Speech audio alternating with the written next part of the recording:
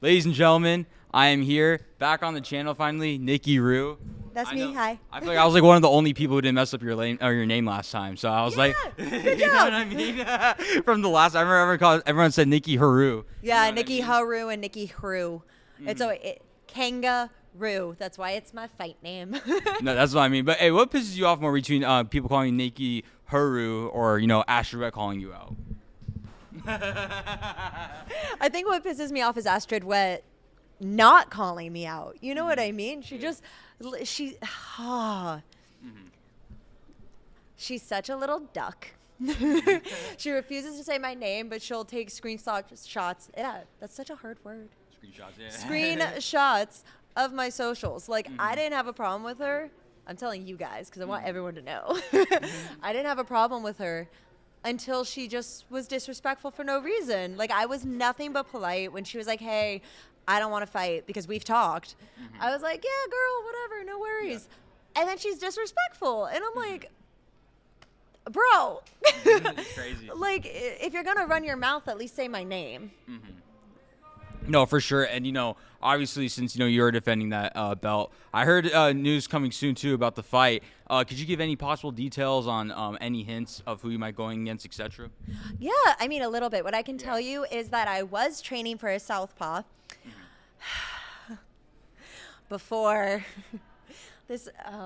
I wish there were more girls that in our weight class that were willing to really step up. Like, even Alexia Grace is willing to just be like, I'm gonna go in the ring and I'm gonna like crack, right? Yeah.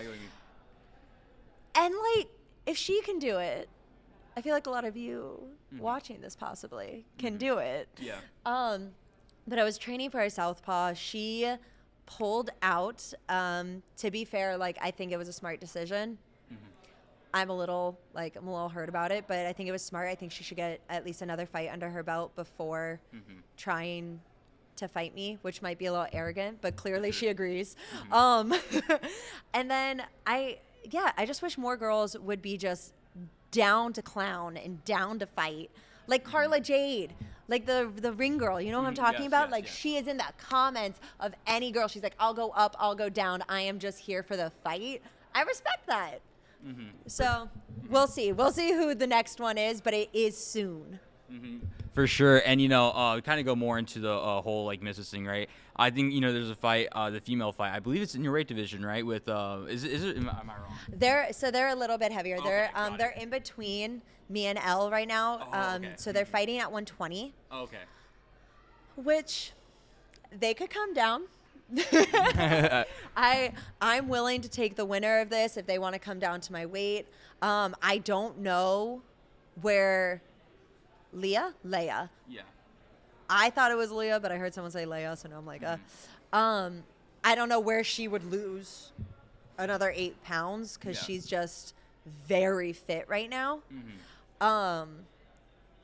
Amber seems like a little powerhouse, so like that seems exciting to me.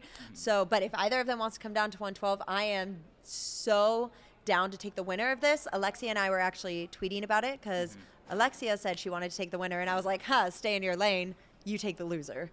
But yeah, that's No, fair enough. And, I think a little bit more to like the female, misfits, right? What would you say? Because I feel like it's still very small. Do you think there would be, do you think it would grow over the years for sure with a lot of female fighters like wanting to come in and fight? Oh, absolutely. I think having the opportunity there is really important. And I talk about women in combat sports a lot, right? Because I grew up doing them. I grew up in very masculine hobbies, I guess.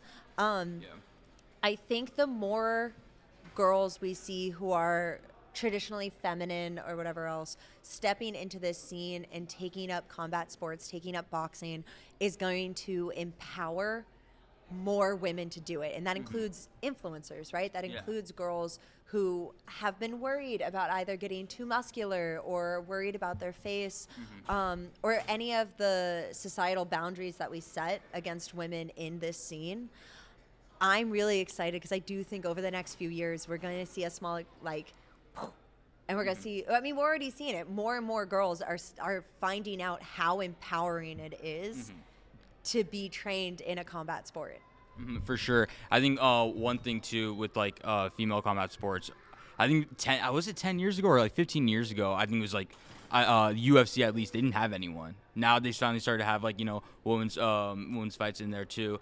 And one thing I kind of want to ask, what was your story? Because like I feel like a lot of women kind of got into combat sports for different reasons. What was your story about like entering into box or I don't know what other else you do besides boxing, but yeah, we'll say boxing for right now.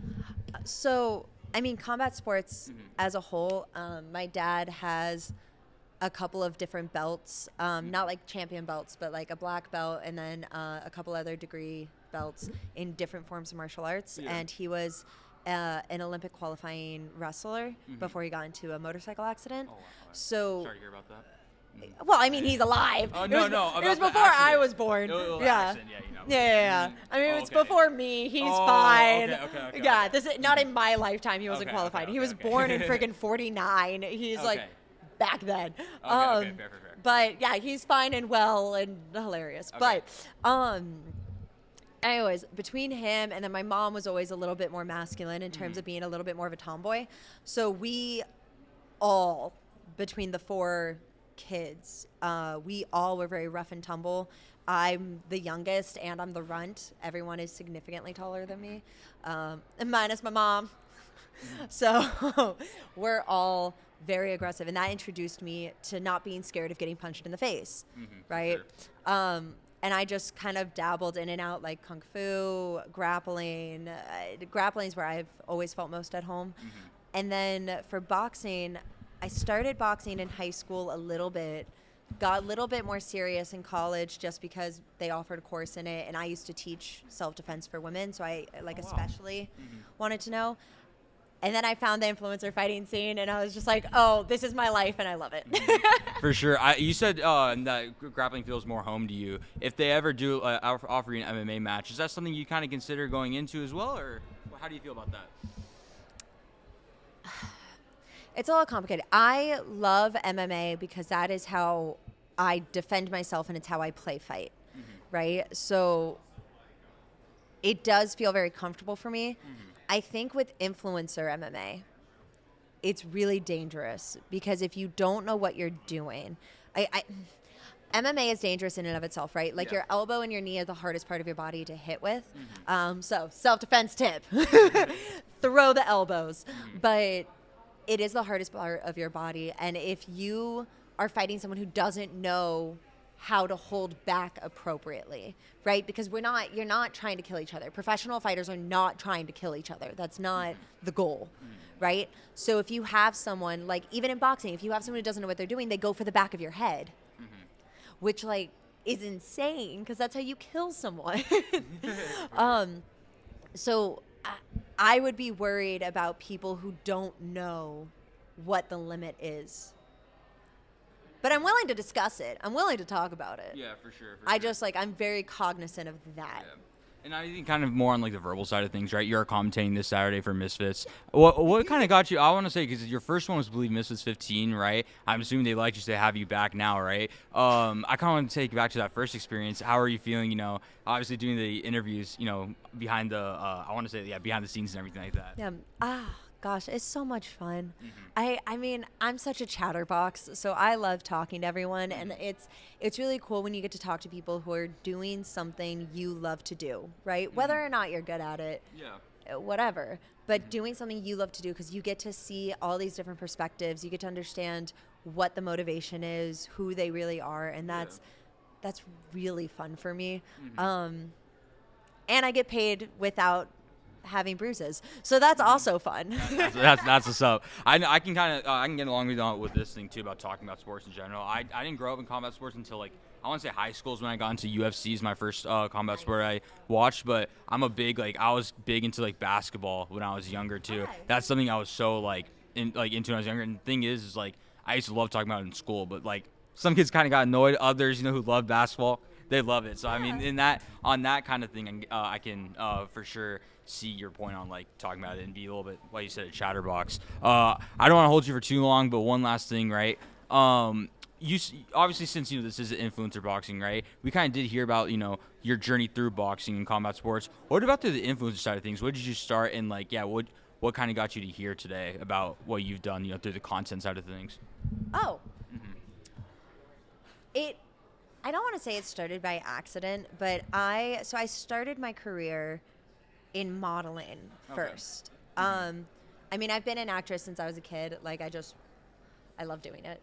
But when I was around 18, 19, I started modeling, and I started posting that on my Instagram, and then I started looking at algorithms and kind of stuff like that. So I started putting more of my portfolio on there, specifically with the idea of it being more desirable for talent scouts, modeling agencies, campaigns, booking gigs, stuff like that.